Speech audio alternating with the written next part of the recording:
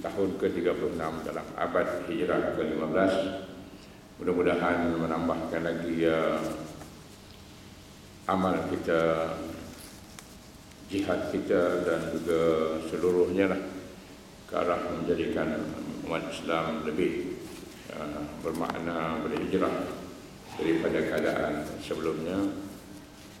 Dan salah satu yang paling penting, sudah 66 tahun seperti yang saya sebut bulan lepas, bumi suci, bumi Palestin, bumi para nabi-nabi kita yang kita imani berada di tangan Zionis, di bawah kuasa Yahudi Zionis yang merampasnya seluruhnya, bermula daripada terdirinya apa yang dinamakan negara Israel. Saya katakan dulu, kita sebut apa yang dinamakan kerana kita tidak mengiktiraf. Cuma kerana dia ada di situ, maka apa yang dinamakan Israel bagi kita dia adalah tetap Palestin, cuma al-muhtallah, cuma yang diduduki, dia occupy Palestine. Palestin, saya kata kemarin, bumi umat Islam, hak umat Islam 100%, kerana kitalah yang mewarisi Nabi Ibrahim AS yang dibangkitkan Allah atau dipindahkan, berhijrah dia daripada bumi Kan'an, Ardu Kan'an, iaitu bumi tempat mula-mula dia menjadi Nabi, pindah pergi ke Palestin. Dan dari sana dia menurunkan zuriat para nabi yang ramai kepada kaum Bani Israel.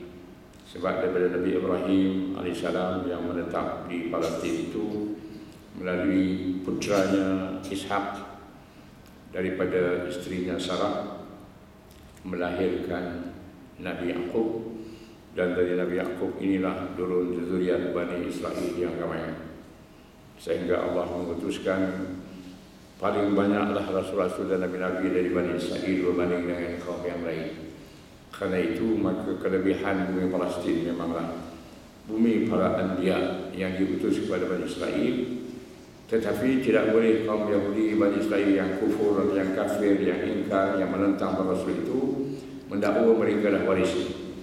Kerana yang warisnya ialah mereka yang beriman daripada para pengikut para nabi-nabi itu, bermula daripada Nabi Ibrahim AS itu sendiri, yang kemudian dari zuriat Nabi Ibrahim AS telah diutus Allah Rasul terakhir, yaitu yang terdiri, iaitulah Nabi Muhammad Ibn Abdullah Ibn Abu Talib Ibn Hashim Ibn Manaf Ibn Qusay Ibn Kilab sampai kepada Adnan dan sampai kepada Ibrahim.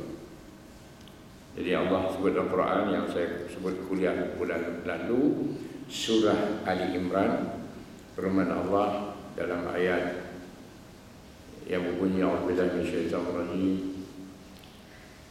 inna awlan nasi bi Ibrahim lalladzina ittaba'uhu walladzi wa hadzal nabiyyu walladzina amanu wallahu waliyul mu'minin. Bahawa orang yang paling akrab, paling layak mewarisi Nabi Ibrahim itu, yakni agamanya sekaligus warisannya daripada zuriat-zuriatnya yang beriman dari para nabi-nabi yang diutus di bumi Palestin itu, dan sekaligus bumi itu sendiri ialah orang yang beriman, orang-orang yang beriman menjadi pengikutnya. Dan kemudian Allah kata, dan juga mereka yang, dan juga nabi yang ini, iaitu Nabi Muhammad SAW, walladzina amanu, dan mereka yang beriman, iaitu mudah-mudahan seluruh umat beriman, umat Islam yang ada hari inilah. Jadi itulah ayat yang saya uraikan pada bulan yang lepas.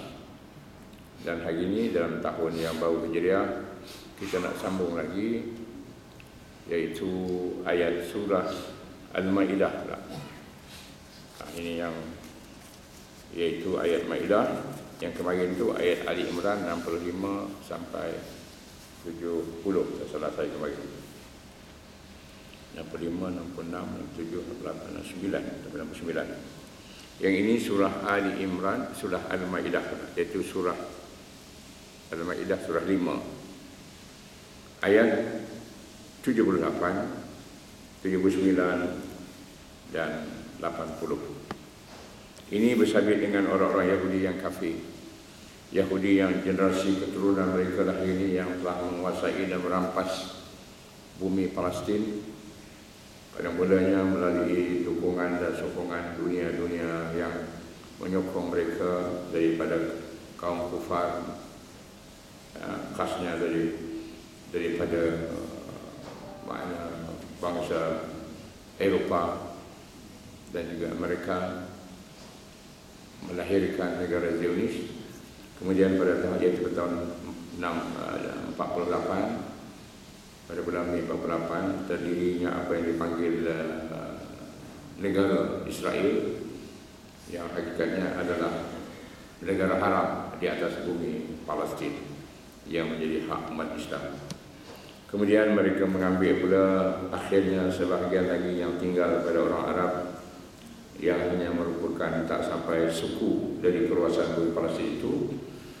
Maka pada tahun 67 mereka habis rampas kesemuanya, menjadikan seluruh bumi Palestin begini berada di dalam tangan kaum Yahudi kafir Zionis yang Allah mengutuk mereka seperti yang sekarang saya nak bacakan ayatnya. A'udzubillahi minasyaitonir rajim. Lu'inal ladzina kafaru min bani Israil ala lisani Daud wa Isa ibn Maryam. Dzalika bima asaw wa kanu ya'tadun. Surah Ali Imran ayat 78. Ingat 78, nak ingat ya. 78. Ya. Ali Imran, bukan Ali Imran, surah Maidah. Ali Imran surah 3, surah Maidah surah 5 ayat 78. Yang dulu tu surah Ali Imran. Lu'inal ladzina kafaru, orang-orang kafir Yahudi dari Bani Israel telah dilaknat. Dalam ayatnya tak ada perkataan Yahudi lah, tapi dalam terjemahannya ada perkataan Yahudi, kerana bila sebut Bani Israel ni maknanya kaum Yahudi lah yang ada sekarang ni, yang keturunan dari cucu cicit Nabi Yaqub. Pasal Israel tu nama Nabi Yaqub, gelaran Nabi Yaqub, seperti yang kita dah terangkan kemarin ya. Gelarannya dalam bahasa Hebrew Israel itu makna kepada Nabi Yaqub, orang yang mencari-cari Tuhan ya. Sebelum dia diutus menjadi Nabi, dia mencari-cari Tuhan, lalu Allah wahyukan kepadanya. Yang Nabi Yaqub ini seperti kita katakan dulu adalah baginda meninggalkan Palestin bersama anak-anaknya berhijrah ke Mesir. Tetapi kemudian setelah zaman berzaman, maka setelah ditindas oleh kaum oleh Raja Mesir, Fir'aun pada ketika itu, maka Allah utuskan dari kalangan mereka jadi seorang rasul, iaitu Musa alaihissalam, yang kemudian menyelamatkan mereka dan dibawa baliklah daripada bumi Mesir ke bumi Palestin. Sebenarnya Nabi Musa sekata bukanlah betul-betul bawa balik ke Palestin, tapi ke negeri kawasan di sebelah selatan, di sebelah timur Palestin hari ini yang dipanggil Jordan. Tapi kemudiannya membiak semula mereka di bumi Palestin ya. Begitulah Allah utuskan rasul-rasul yang ramai kepada mereka. Tapi mereka ini sifatnya adalah menderhaka. Asaw kata Allah. Dzalika bima asaw. Kenapa Allah melaknat mereka? Kenapa? Laknat dalam bahasa Melayu kutuk. Laknat ni bahasa Arab. Kataan la'ana ya la'an ya. Apa makna laknat tu pula? Kalau kita jemah kutuk tadi tu, apa makna kutuk? Mungkin kita tahu sebut kutuk tu maknanya marah yang sangat-sangat ya, yang tak ada lagi lah kata orang tu dia punya sempadan. Habis seburuk-buruknya lah makhluk yang kena kutuk tu, sejahat-jahatnya lah. Kalau kafir itu sekafir-kafirnya lah. Tapi makna yang hakikat sebenarnya dikata dilaknat tu oleh Allah, sebab yang melaknat ni Allah ya, yang berhak melaknat itu Allah sajalah. Cuma manusia itu digunakan juga perkataan laknat. Orang Melayu pun ada perkataan dari Arab juga. Biasa juga digunakan kalau marah jahat dengan orang tu, dia panggil apa? Mal'un katanya. Mal'un ya, sebenarnya daripada kata Arab mal'un. La'ana yal'anu, la'natan, la'inun dan mal'un. Mal'un orang yang kena kutuk. Ini Yahudi tadi kira mal'un lah kalau dari segi ungkapan bahasa Arabnya. Tapi Melayu disebut mal'un. Nak kata orang tu memang dah jahat sangat lah. Orang benci lah.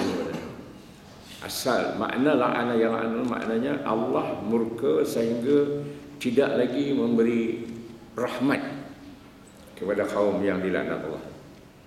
Rahmat itu maknanya belas kasihan, sayang. Sifat sayang Allah kan bersifat pemurah dan maha mengasihani. Tapi bila Allah melaknat sesuatu kaum, maka maknanya Allah tidak lagi memberikan perasaan rahmat dan kasih sayang kepada kaum itu, yang menyebabkan kaum itu sendiri tidak mempunyai sifat-sifat rahmat atau belas kasih sayang. Sebab kita manusia ni dapat kasih sayang daripada Allah, maka daripada situlah melimpah rahmat kasih sayang kita kepada orang lain, kepada makhluk lain, kepada hayawan, kepada alam lain lah. Ya. Sebab itu maka bila orang-orang yang dah beriman, sepatutnya dia memang sentiasa dapat rahmat Allah dan dipanggil juga barakah, makna kebaikan-kebaikan lah. Ya, barakah itu makna sesuatu kebaikan-kebaikan daripada datang daripada Allah Ta'ala. Macam kita kata lah, macam minta keberkatan dari kehidupan kita, berkat daripada harta kita, berkat daripada amal kita. Maknanya di samping kita dapat pahala kerana menunaikan kebaikan-kebaikan tu, tapi maknanya dia dapat rahmat juga sehingga menjadikan kita sentiasa dapat perlindungan daripada Allah Ta'ala. Itu daripada barakah dalam masalah. Jadi bila Allah melaknat Bani Israel yang kafir, makna hidup mereka tidak ada lagi keberkatan dan tidak ada lagi kasih sayang. Sebab Allah tak beri kasih sayang lah kepada mereka. Sebab manusia dapat bersifat kasih sayang ni kerana hasil daripada kasih sayang Allah kepada manusia tu, kepada hamba-Nya. Dengan sekala itulah kita melihat kaum Bani Israel yang kafir, memang dia tak pernah ada belas kasihan. Kalau dia melakukan segala pencerobohan batan melampaui berbanding dengan kaum-kaum yang lain. Kalau kaum lain tu mungkin sekali-sekala tu berlaku jugalah. Bukan tak berlaku. Kalau kita ambil umpamanya dalam masa dulu tahun 90-an, apabila bangsa Serbia melakukan maknanya gerakan memerangi, mula-mulanya yang diperangi mereka ialah bangsa Kroat atau Kroasia, negerinya Kroasia, yang kebetulan mereka ni sesama satu agama. Kerana orang Kroasia pun beragama Kristian Ortodok, begitu juga Serbia. Tapi tak lama kemudian mereka melakukan pencerobohan ke atas Bosnia. Sebenarnya yang mereka penduduk Bosnia ni beragama Islam sejak daripada abad ke-15 ya. Macam orang Melayu lah juga mula abad ke-14-15 ya. Jadi mereka melakukan keganasan pencerobohan, bunuh beramai-ramai ya. Sehingga memang dunia pun menganggap perbuatan itu satu jenayah perang yang besar, melebihi daripada kebenaran yang dilakukan dalam peperangan. Itu kata dunia kafir pun sebenarnya. Sebab itulah maka umpamanya pimpinan-pimpinan mereka seperti Radwan Karadok yang diburu, ditangkap, tak tahu apa sudahnya sekarang, dah dihukum ke macam apa, yang masih lari tak dapat temui. Ada juga lah, tetapi sekali-sekali saja kita mendengar. Begitu juga keganasan berlaku juga di kalangan kaum Hindu umpamanya terhadap orang Islam, tapi tidaklah berpanjangan sepanjang zaman. Tapi kaum Yahudi yang dilaknat Allah ni dari Bani Israel ni melakukan keganasan, kekejaman, pencerobohan ni sepanjang-panjang zaman. Sama ada pada masa mereka mempunyai kuasa atau pada zaman yang kebanyakannya mereka tak ada kuasa langsung pun. Kerana apabila Allah mengutuk dah Allah tak berrahmat, maka bangsa Yahudi Bani Israel ini dibenci oleh manusia. Dan di sini ayat yang Allah sebut lu'inal ladzina kafaru min bani Israil ala lisani Daud. Makna bermula kutukan pertama, laknat pertama zaman Nabi Daud. Terjemahan sini kata iaitu dikutuk orang-orang kafir Yahudi dari Bani Israel, dilaknat dalam kandungan, maksudnya di dalam kitab Zabur dan Injil melalui lisan Nabi Daud dan Nabi Isa ibnu Maryam. Sebab ayat tadi ala lisani Daud wa Isa bin Maryam.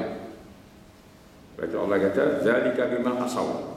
Yang demikian disebabkan kerana mereka ni menderhaka, yakni kepada Allah dan Rasul. Yang keduanya wa kanu ya'tadun, dan selalu menceroboh. Terjemahan di sini selalu, sering, mana bila-bila masa sajalah. Bukan dulu saja. Sebab itu maka di sini digunakan dalam kata daripada fi'il, kata kerja atau kata menunjukkan perbuatan, ya, dalam bentuk dipanggil mudhari'. Ini kalau belajar bahasa Arab, fi'il ni, fi'il maknanya kata perbuatan, kata yang menunjukkan perbuatan, verb lah kalau senang dalam bahasa Inggeris kan. Macam Melayu ni dia tak pakai nahu, jadi payah sikit sebut kata perbuatan. Macam mana makna kata perkataan yang menunjukkan kerja buat, kata kerja dipanggil lah. Dan menunjukkan masa. Di sini mudhari' ni makna yang sedang dan terus akan datang. Allah gunakan asaw, ini fi'il madhi, pasal cerita dulu. Mereka menderhaka kepada Allah ketika dia utus kepada mereka dulu rasul-rasul, nabi-nabi. Dan seperti yang saya sebut berulang kali, ramai rasul-rasul yang diutus kepada Bani Israel.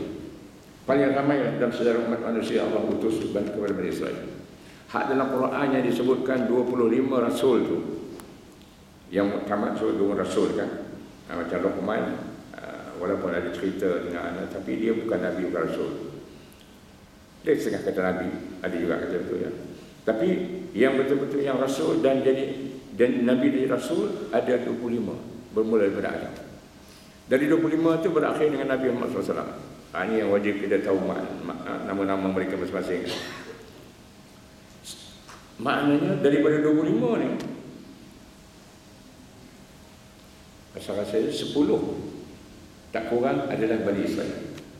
10 rasul daripada Bani Israel. Maknanya kalau tinggal 15 saja, tolak Nabi Muhammad SAW untuk seluruh manusia, tinggal lagi 14. 14 tu itulah yang dituju kepada kaum-kaum berbagai-bagai, termasuklah kaum Arab. Tapi kepada Bani Israel itu yang disebut nama dalam Quran. Sedangkan yang tak sebut lagi kerana rasul-rasul yang diutus menurut sebuah hadis yang boleh dipegang dengan sahih. Rasul dari kalangan yang manusia yang kajian Nabi ada sebanyak 300, kata 13 pada, ada kata 315. Dari 300 kita ambil hak 14 saja atau 13 tu, 25 saya sebut dalam Quran. Maknanya lebih 290 lagi, ya, tak disebut nama dia. Sebab Quran kata minhum man qasasna wa minhum man lam naqsus alaih. Daripada kalangan mereka rasul-rasul yang 300 lebih itu, ada yang kami cerita, ada yang kami tak cerita. Jadi yang Allah cerita 25 saja. Tolak Nabi Muhammad SAW 24 saja. Nabi pula sejumlah disebutlah hadis 124,000. Maka dari 124,000 itu diriwayatkan daripada kitab-kitab yang diambil daripada kitab terdahulu lah. Sama ada kitab Taurat, kitab Injil dan sebagainya. Tak kurang dari 1,000 Nabi diutus kepada Bani Israel. Dari 124,000 Nabi, tidak kurang dari 1,000 Nabi diutus kepada Bani Israel. Makna hebat. Sebab itu bila Allah nak sebut Bani Israel yang kafir ni, Allah dalam Quran suruh mereka ingat, kamulah bangsa yang diberi kelebihan ke atas mana kaum-kaum yang lain pada zaman kamu. Fafaddalnakum 'alal alamin. Kami beri kelebihanmu atas alam yang lain. Sezaman dengan Bani Israel, sebab mereka paling banyak dapat Nabi, dapat Rasul. Tetapi mereka ni menolak, mengingkar. Nabi Musa AS yang menyelamatkan mereka daripada kekejaman Firaun, ya, menindas, membunuh kaum Bani Israel, ya, terutama anak-anak yang lelaki, ya. Yuzabbihuna abna'ahum, menyembelih anak-anak lelaki mereka. Wa yastahyuna nisa'ahum, menghidupkan anak-anak perempuan mereka. Itu dalam ayat lain disebut membunuh. Yang ini yuzabbih, sembelih. Yang lain adalah tuluna, ya, abna'ahum wa yastahyuna nisa'ahum. Diselamatkan Allah melalui perutusan Nabi Musa AS yang terlepas daripada kekejaman Firaun tadi, seperti yang saya pernah kisahkan dulu ya. Tapi dibawa balik, lepas tu mereka menderhaka juga. Menderhaka kepada Allah itu makna menolak agama Allah yang benar, agama tauhid. Seperti peninggalan Nabi Musa selama 40 hari meninggalkan kaum Bani Israel ini, setelah dibawa balik ke seberang sini, ke bumi darat sebelah sini, masuk Palestin tadi. Dipanggil Allah Nabi Musa untuk menghadap Allah, menerima perintahnya di Jabal Tursina yang terletak di pegunungan di kawasan Sinai sekarang ya. Di situ dia terima perintah Allah. Dia balik saja, mereka dah sembah kepada lembu yang dibuat daripada emas yang mereka buat untuk. Jadi akhirnya diutus lagi Nabi lain, derhaka lagi. Itulah maka dia kata asaw. Maka pada zaman Nabi Daud dah cukup dah tempoh ratus-ratus tahun dah. Sebab jarak antara Nabi Musa AS sampai kemudian Nabi Daud AS tu lebih kurang 500 tahun. Atau hampir 500 tahun. Beberapa lagi Nabi diutus, mereka juga tolak, maka Allah utus pada zaman Nabi Daud. Sekali lagi lepas Nabi Daud diutus lagi rasul-rasul lain untuk mereka yang kafir itu untuk beriman, mereka juga kufur. Maka pada zaman Nabi Isa, iaitu Nabi yang terakhir kepada Bani Israel, dan jarak antara Nabi Daud dan Nabi Isa itu lebih 500 tahun lamanya, lagi sekali dikutuk. Jadi begitulah kesimpulannya, mereka ini dalam tempoh 1000 tahun 2 kali dikutuk seperti disebut dalam Quran, dilaknat Allah. Maknanya Allah tidak memberi lagi rahmat kepada kehidupan mereka, tidak memberi keberkatan kepada kehidupan mereka. Maka mereka hidup, mereka dibenci oleh kaum yang lain, dan mereka kehilangan tempat mereka duduk sebab dah mereka tak bernaung lagi di bawah para nabi. Nabi-nabi yang diberi Allah kuasa, Nabi Daud, kalau Nabi Musa tadi diberi Allah kuasa untuk membawa mereka, menyelamatkan mereka sehingga berani menentang Firaun yang paling kejam pemerintahnya di Mesir pada zaman itu. Tapi mereka tetap terbalik menyembah mereka diingatkan tentang kamu dulu punya susah tertindas ya. Tapi yang menyelamatkan kamu ialah orang yang Allah perintahkan dari bani kaum kamu sendiri untuk menyelamatkan. Mereka terus menentang. Yang beriman itu adalah sebahagian kecil saja. Jadi itulah maka mereka bila dia tidak diberi lagi rahmat dari Allah, mereka tidak mempunyai belas kasihan pada orang lain, maka sifat mereka berterusan yang tadi. Itu maka diiringi ayat bima asaw, makna disebabkan mereka maksiat kepada Allah, menderhaka kepada Allah, menderhaka kepada Rasul, malah membunuh berpuluh-puluh Rasul, berpuluh-puluh Nabi ya, dan sebilangan Rasul yang mereka bunuh. Termasuklah Nabi Yahya, Nabi Zakaria ya, 2 beranak. Dan mereka cuba membunuh pula Nabi Isa alaihissalam ya, yang kemudian Allah selamatkan dengan merupakan seorang hamba Allah berwajah seperti Nabi Isa ibn Maryam. Orang tu yang dibunuh dia. Nabi Isa diangkat oleh Allah terakhir. Yang saya dah ulang banyak sebut perkara ini. Yang kepada orang-orang penganut agama Kristian pula, mereka percaya memang betul lah bahawa Yesus atau Isa Al-Masih dibunuh, dan pembunuhnya adalah orang Yahudi. Dan inilah dikisahkan dalam kitab orang-orang Kristian dalam Bible, sehingga menjadikan orang Kristian sangat membenci dan memusuhi kaum Yahudi atau Yahudi Bani Israel. Dan sejak Nabi Daud, padahal Nabi Daud diberi Allah kuasa memerintah dengan hebat kerajaannya di bumi Palestin pada zaman itu. Itulah saya kata, mana kalau kita ambil sekitar lebih kurang 500 tahun sebelum Nabi Isa dibangkitkan. Nabi Isa pula sebelum dibangkitkan Nabi Muhammad SAW 600 tahun. Jadi mana kira-kira lebih 1000 tahun sebelum lahir Nabi Muhammad SAW, atau sebelum dibangkit Nabi SAW menjadi Rasul. Kerana jarak antara Nabi Isa AS dengan Nabi Muhammad SAW tak kurang dalam 600 tahun. Sebab baginda diangkat Allah menjadi Rasul Nabi Muhammad SAW pada tahun 610 Masihi. Jadi 610 Masihi itu maknanya dah 600 tahun lah Yesus dilahirkan atau Isa Al-Masih dilahirkan. Sebelum itu tadi, antara Nabi Isa AS dengan Nabi Daud 500 tahun. Jadi mana kira-kira 1000 tahun lebih sebelum lahirnya Nabi Muhammad SAW, kaum Bani Israel ini telah dikutuk oleh Allah Ta'ala. Itu kalau ambil daripada Nabi Isa AS. Kalau ambil daripada Nabi Daud AS, kira-kira tak kurang dari 1500 tahun sebelum dipanggil Nabi Muhammad SAW, kaum Yahudi dikutuk. Dan Allah beritahu dengan penurun Quran ini nak cerita. Kerana Nabi Muhammad SAW bertemu dengan Bani Israel Yahudi yang kafir ini bila Nabi berhijrah ke Madinah. Masa di Mekah, Nabi tak pernah tahu siapa Yahudi lagi. Sebab itu ayat ni, ayat Al-Ma'idah ni turunnya setelah Nabi hijrah. Kerana Nabi sudah berinteraksi dengan orang-orang Yahudi yang tinggal di kota Yasrib yang jadi Madinah Al-Madinah Munawwarah. Dan Allah memberitahu tentang mereka ini, tentang orang-orang Yahudi ini yang kafir ini. Dan walaupun dalam konteks ayat yang lain disebut Yahudi ini ahli kitab, sama dengan kaum Nasrani di Kristen, tetapi Allah khusus menyebutkan tentang kaum Yahudi ini bila disebutkan Bani Israel. Jadi dalam Quran bila disebut Bani Israel merujuk kepada kaum Yahudi. Bila disebut kafir, mana yang ada sekarang, yang saya jadi keturunan daripada mereka yang dilaknat Allah lebih 1000 tahun dulu. Jadi kalau kita zaman sekarang ini Nabi Muhammad SAW, kalau kita kira dari tarikh Nabi dilahirkan, kita sekarang ni ada 1436, 35 lah kita kata yang cukupnya. Tambah lagi 13 tahun. Sebab Nabi dari Rasul 13 tahun di Makkah. Jadi makna 1435 campur 13, 1448.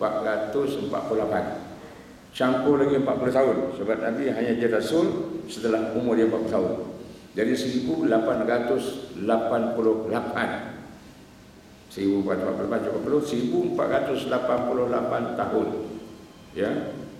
Maknanya dari Nabi Muhammad SAW sampai ke kita. Daripada Nabi Muhammad SAW sampai kepada Nabi Daud jadi 1500 tahun. Mula dia dikutuk Allah. Jadi bermakna 1500 tahun campur 1880 tahun. Bermakna berapa? 3388, dekat 3900 tahun dah. Yahudi dikutuk sampai hari ini. Maka kita menyaksikan dalam tempoh dekat 4000 tahun itu, bukan 1000, jadi 3000 saja. 3380 tahun, betul tak? 1888 campur 1500, mana 3300, mana dekat 3400 tahun dahulu, bermula dari zaman Nabi Daud. Jangan ambil sebelum itu lagi. Yahudi telah dikutuk dan Allah katakan kaum Yahudi kafir ini meneraka dan selalu melakukan pencerobohan yang melampau, yang cadul. Dan ini kita saksikan. Di depan mata kita umat Islam menyaksikan keganasan kaum Yahudi Bani Israel ini.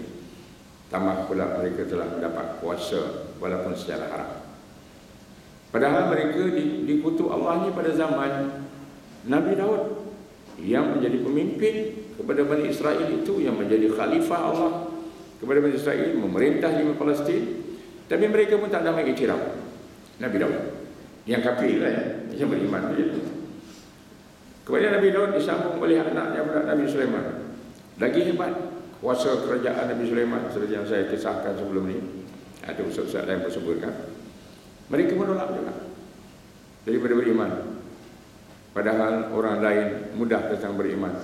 Raja yang punya pemerintahan yang hebat, yang tak pernah dengar seruan Rasul daripada negeri Arab, iaitulah Balqis, Ratu Balqis ni dari negeri Arab, bukan Bani Israel. Negeri Arab di mana Yaman pada ketika itu, bumi tanah Arab yang Allah telah pernah mengutuskan Nabi-Nabi di kaum Arab seperti Nabi Hud, Nabi Saleh, ya, sebelum zaman Nabi Ibrahim, ya.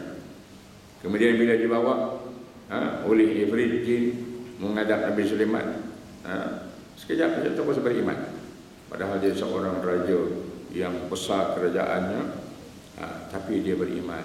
Dia kata aku beriman dengan agama yang dibawa oleh Nabi Sulaiman. Itu disebut dalam surah An-Naml.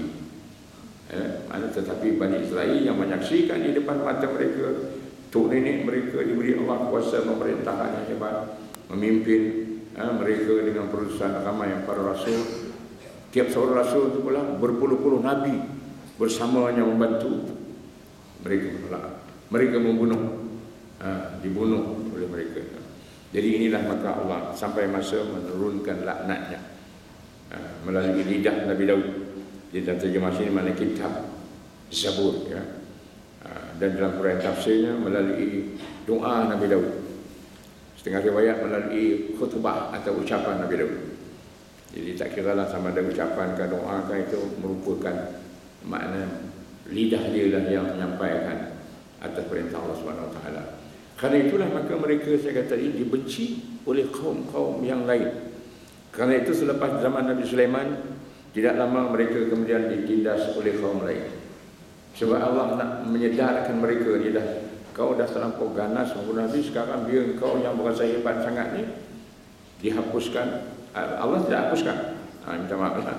Bani Israel ini Allah tidak hapuskan seperti kaum-kaum lain yang menentang Rasul. Nabi Nuh, kaum dia yang Nabi Nuh berdakwah sampai dekat 1000 tahun umur dia, bila dia minta kepada Allah, dia kata hapuskanlah mereka ni, jangan ada tinggal lagi, sebab kalau ada habis semua kafir belaka. Maka Allah turunkan banjir, topan yang besar. Yang selamat hanya Nabi Nuh bersama dengan beberapa orang yang beriman dengan dia, yang dibawa masuk ke dalam bahtera. Anak dia sendiri, isteri dia sendiri berhangus, hancur ditelan airnya. Begitu juga umat Nabi Hud, umat Nabi Saleh yang menderhaka kepada kedua Nabi ini. Ini daripada kaum Arab purba itu. Dihapuskan Allah, diturunkan dengan sekejap daripada langit petir, ya. Kemudian diturunkan sekejap, masa habis mati semua bergelimpangan. Tetapi Bani Israel ni Allah tak hapuskan. Kerana dia kaum yang paling jahat, kufur, paling banyak Nabi di sebelah mereka. Allah suruh kamu mesti menyaksikan, hai Muhammad dan umat kami, umat kena nyaksikan kaum ini. Kerana aku utus kamu rasul untuk sekalian manusia, untuk membawa rahmat ke seluruh alam.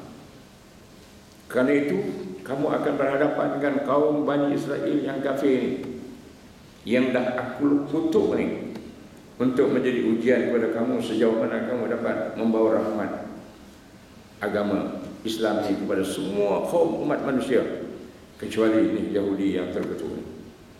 Sebab itu maka Allah tidak pernah membiarkan kaum Yahudi sejak daripada ibu tahun tadi, ya, Yahudi ini sampai hari ini mereka tidak pernah mempunyai bilangan yang besar.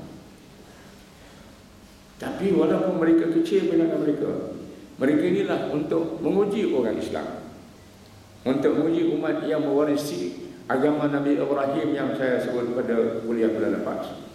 Millata Ibrahim Hanifah, yang ini agama Islam yang ada dibawa oleh Muhammad SAW. Dan juga agama Islam yang dibawa oleh Nabi-Nabi dulu, termasuk Nabi Yaqub. Dia juga membawa agama Nabi Ibrahim, agama Tauhid. Jadi hari ini umat Nabi Muhammad SAW jumlahnya ramai. Kita sebutkan orang Islam ini dalam dunia sampai berjumlah tidak kurang daripada 18 atau 1.800 juta, 1.8 bilion. Ada yang kata sampai dah 2 bilion, tapi kita ambillah yang lebih bawah sikit lah, ya. Sedangkan Yahudi ada 18 juta. Tetapi mereka mencabar umat yang beriman, umat Islam, sehingga umat Islam yang berjumlah sekarang ini ada 1.800 juta. Kita tolaklah yang merupakan golongan minoriti di negeri-negeri yang bukan di bawah pemerintahan yang diketuai oleh orang Islam, seperti negara-negara, ialah orang Islam yang ada di negara-negara barat lah, baik di Eropah maupun di United States, ya. Jadi kita ambil negara-negara yang bermajoriti Muslim, yang memang pemerintahnya pun orang Islam, yang hari ini berada di bawah apa yang dikatakan gabungan Munazamah Mu'tamar Islami atau Organization of Islamic Conference, OIC. Ada sebanyak kira 60 buah negara yang penduduknya sekitar, kita kata ada 1.6 bilion. Cukup ramai itu, 1.600 juta. Lawan dengan Israel yang Yahudi kafir dia ada hanya 18 juta. Kalau kita ambil pula kafir Yahudi Israel yang berkumpul hanya ada di bumi Palestin, baru ada lebih kurang 10 juta. 10 juta. Kerana yang lain itu masih berseliarak di sana sini lah. Yang paling ramai masih ada di United States, ada sekitar lagi 7 juta. Lain itu ada di negara-negara barat dan Afrika. Tapi orang Islam tidak mampu untuk mengambil semula tanah suci kita, apalagi tempat yang terletak masjid kita yang tertua kedua dalam dunia ini, iaitu Masjid Aqsa. Jadi inilah maka Allah mengingatkan orang yang kafir ini memang terlampau jahat, tetapi kejahatan mereka ini boleh dihadapi oleh umat Islam, sebab Allah menurunkan agama Islam untuk seluruh manusia. Jadi bila seluruh manusia ini, kerana Islam tidak berdasarkan kaum lagi. Kalaulah seluruh kaum di dunia ni, hari ini kita kata tadi lah, ada yang menjadi negara di bawah dengan istilah yang betul, bukan betul, di bawah istilah dunia sekarang, negara-negara yang menjadi anggota Pertubuhan Bangsa Bersatu. Kerana Bangsa Bersatu itu merupakan sebagai pertubuhan yang mengawal dunia lah kononnya. Ya, anggotanya ada 193. Tolak rejim Zionis Israel ni. Jadi tinggal 192 negara. Artinya ada 190 buah negara di dunia ni. Jadi bermakna ada 192 bangsa. 192 bangsa. Dan 190 bangsa ni boleh dikatakan 190 negara ni ada Islam mereka. Dalam negeri-negeri yang menjadi anggota PBB ni, tolak Yahudi tadi tu, yang berada di negara yang kononnya the so-called Israel tu, ada 92 lagi. Dalam 192 ni ada je orang Islam, tak banyak sikit. Sebab memang seluruh dunia ada orang Islam kan. Jadi komunis yang dulu tak ada agama, sekarang ada orang Islam, ramai pun. Jadi kalaulah bangsa yang jadi Muslim ni, yang disatukan oleh akidah tauhid, bersatu, takkanlah tak boleh lawan satu kaum sahaja, iaitu Zionis kafir Israel ini. Okeylah kita kata, sebab tadi yang lain tu belum lagi, walaupun ada orang Islam, tapi mereka itu bukan beragama, bukan perintah Islam, tetapi orang Islam dalam tu, makna mereka sama, mesti mempunyai pahaman akidah yang mereka walaupun duduk di Amerika dan di mereka Muslim, mereka rasa mereka pun berkewajipan untuk membebaskan Palestin.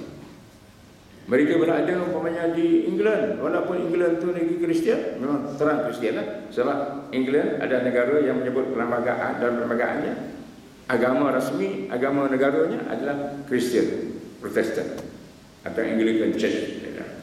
Amerika dia tak ada pakai agama. Dalam Constitution United States tak ada sebut agama. Tapi tak apalah, kerana majoriti orang Kristian.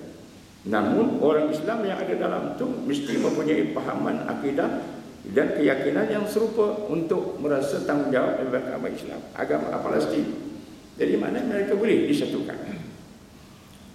Kalau hari ini ada orang Islam yang tinggal di England, yang tinggal di Amerika, yang tinggal di Perancis, sedia sanggup mati, pergi berperang di Syria di bawah bendera IS atau ISIL, ada ini kan?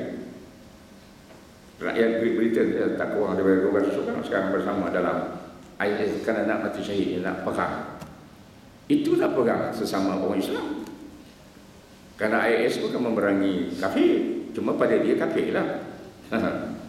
Tapi yang terang-terangnya Allah sebut, bila anak kafir Yahudi, Bani Israel yang ada di bumi Palestin tu, maka kalau ini boleh diambil, makna selain satu penunjuk bahawa orang Islam ramai sanggup yang mati syahid, nak mati syahid berjuang pada jalan Allah. Tapi kena adalah yang mempelopori pergerakan ini, dan yang perlu-perlunya adalah negara. Kalau individu jadi masalah. Jadi kalau 60 buah negara anggota OIC atau 58 lah sekarang ni, kerana yang 2 pemerhati lagi belum lagi penuh. Okey, bersatulah negara OIC ni membentuk pasukan jihad membebaskan Palestin. Jadi tentulah yang negara barat tadi boleh hantar orang ada juga. Tak payah tunggulah negara-negara minoriti Muslim tu. Yang 58 negara majoriti Muslim ni.